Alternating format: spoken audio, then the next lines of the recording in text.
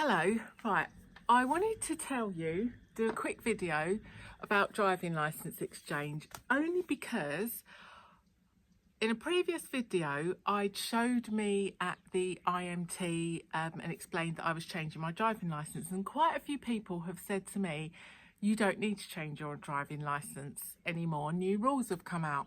Well, I do, and people still do, so I thought, well, if obviously people aren't understanding it, so as I've changed my licence, and it's one of the little things that you have to do all with this moving to Portugal stuff, I do a quick video.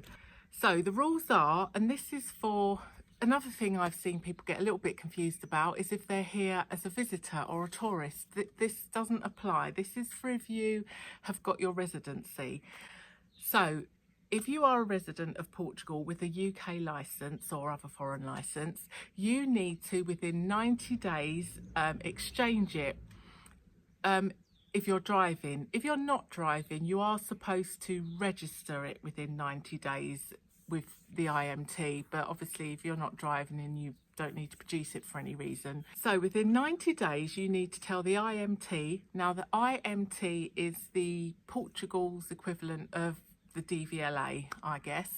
So you are supposed to register your driving licence with the IMT if you just have a driving licence but you're not driving your car. You are supposed to. I don't know many people that do that. And then after that you have 2 years to exchange your driving licence. If you are driving and using your licence, or if you're driving, then you need to exchange your driving licence within 90 days. I clearly didn't. I left it a long time. So those are what you are supposed to do. The reason it should be a straightforward process. The reason people don't want to do it or are hesitant to do it is, as I was, is because one, they can take, depending on your area, which office you're using, they can take ages. I know someone that they've had their driving licence for a year, and someone else 2 years. So you get a temporary paper licence, which is fine for driving in Portugal, but it means you can't hire a car, you might need your driving licence for ID for something else, and you can't obviously drive outside of Portugal, which is what I was worried about, because I was already held hostage here with my car while I was waiting for my car to be imported. I couldn't drive back to the UK, and I didn't want to be in the same situation with the driving licence, which is why I hesitated for so long. The other reason is you lose your categories. Now, in the UK, you can get, for younger people that have got a licence, you may not realise, for those who have had our licence for years, I've had my licence for over 30 years, you used to get loads of categories on your licence automatically. You lose them. If you have got things like, things like driving a trailer, driving a 24-seater minibus, if you've taken a test to get those categories added onto your licence, you are supposed to be able to keep them. They are supposed to transfer over to your Portuguese licence, but what a lot of people have found is that they have wiped them off. They're losing them, which is why people are hesitant. I had loads of categories on my licence. I don't know if you can see, there are a lot. I could drive or ride, I don't know what the engine size is because I'm not a motorbike person, but a bigger bike. I could pull a trailer. I could drive a 12-seater minibus, which I used to do as a volunteer. I've got C categories, D. I can drive a bus with a trailer, but not that I need any of those. The minibus one was very useful. As I say, it's always useful to be able to drive a minibus, and I did that for a long time as a volunteer. But the one thing I didn't want to lose was my trailer because category, and but they put that one back on, so I'm not worried about the rest. I have no plans to drive a bus or a lorry or anything. Yeah, so that's changing and why people might be hesitant to change. So with changing my licence, the good news is it only took me a few weeks. It literally, yeah, it took a few weeks. The bad news is there's mistakes on it. They seem to pick a date of birth pluck one out from out of the air, because it does not resemble my date of birth in the slightest. It's not like they got the month and the day round the wrong way. Yeah, and I was born in 1960 apparently, so it has to go back. So back to people telling me that I didn't need to change my driving licence. In fact, it was the week that I finally got round to going to IMT and handing in my licence, and because I'd done the application ages ago, and they just sent me an email saying I need to go into the office in Coimbra and yeah, pay €30 for my temporary licence and hand in my licence to be changed. And so many months went past after I had done the initial application. I will put all links to, no, I won't put links. I will put a link into the uk.gov information, and they have links to all the Portuguese sites to do the process. So what was I saying?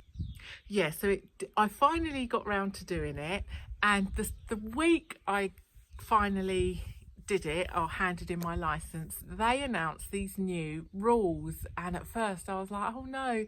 But the reason I was excited then not excited, and why I've said it sounds like good news and it's not such good news, and why other people are probably excited about it, is because the new rules coming in January 2023 is that we no longer have to change our driving licenses. However, let me read you from the UK government website about the new rules. So the Portuguese government recently introduced new legislation regarding driving licence issued by OECD countries. I can't remember what that stands for, but the UK is one of them. This means that you can continue using a UK driving licence as a resident in Portugal from the 1st of January 2023 if you meet these requirements. You are under the age of 60, your driving licence photocard has not expired, your licence was issued or renewed within the last 15 years. Now this is the big one. You are only using your licence to drive vehicle categories A and B. You are not disqualified from driving in Portugal or the UK. If you do not meet these requirements, you will need to start the process to exchange your licence by the end of March 2023. And there's a link to read more about it, so I will put the link to this article in the description below. So just to say something about renewal, I mean, if you really sort of was trying to think of a way around it and you really didn't want to change it for some reason, whatever that might be, you can't renew your licence if you are a resident, if you're already a resident. So if it's coming up for renewal and you might want to do that before you get over here and get your residency because you don't want to change it for some reason, then you would need to renew it before you are a resident, a Portuguese resident. So that bit about category A and B, obviously I'm guessing why people was excited that you didn't have to change it and why they don't want to change their licence. I can't think of too many other reasons why you wouldn't want to. I mean, I really wanted to hold on to mine. I don't know why. It was the only thing I had with a proof of address in the UK if I needed it for something. I don't know, there was something about holding on to it. It's all serious now. Have Portuguese number plate on my car. The other thing is, how can I have a Portuguese driving licence and a Portuguese car and I can't even speak Portuguese? I mean, that is embarrassing. Bringing out a Portuguese document and I can't speak Portuguese. Anyway, I digress. So the reason I think people were getting excited, thinking, oh, good, I don't have to change it, is because they thought that they won't lose their category, you know, they can keep their categories. However, the categories I'm guessing that you want to keep are not A and B categories. They're going to be your C, D, E categories. So, yeah, we thought it was good news, but when you look into it, for that reason, it's not such good news. So that's all I wanted to clear up, really. That's basically it. It is quite simple and quite straightforward. You've got those 4 criteria, and boo-hoo, you can't keep them categories. So all I can say is if you have got categories that you tested for and that are supposed to get transferred over to your new Portuguese license, all I can say is good luck. Yeah, I feel like I've missed something, but I think that's it.